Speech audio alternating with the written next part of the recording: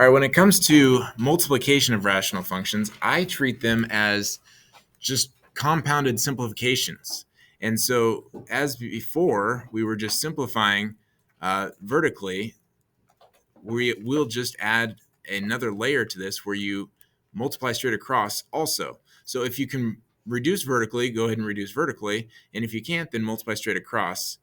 And then if afterwards you need to reduce some more, you can reduce more. Well, there's nothing really to do on this problem. It's pretty straightforward. This is just multiply straight across, just like you would have done in elementary school.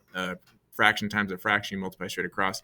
So on the numerator, you just have 2 times 20, or sorry, 2 times 10, which is 20.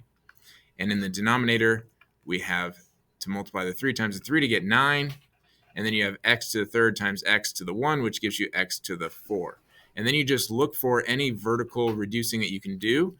In this case, there is none. So that is the simplified result for this problem. So this problem, it gets a little bit more exciting because you have some reducing to perform.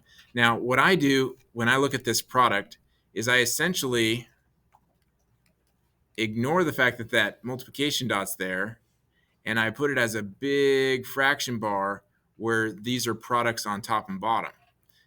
Parentheses might look better if you prefer it that way. The point I'm trying to make is multiplication can be rearranged, and so really these fives can be over top of each other. If I was not talking about this problem and I was just looking at it, I would just cross them out like that. But what I want to do is just rearrange this for us so we can get that feeling a little bit better. It's 5 times 9x over 5 times 4x squared. This product that was in the middle is just a continuation of this fraction to make one fraction with product on top and bottom. If you do it that way, you can rearrange it however you like, and this vertical reducing is just thinking through the idea that any number divided by itself is 1. So I just see these 5s as being divided by themselves. So 5 divided by 5 is 1, so that's a big 1 there. And then you have an x to the 1 over x squared, so one of these x's reduce on the top and the bottom, and so that there's only left over a 9 on the numerator over a 4x in the denominator.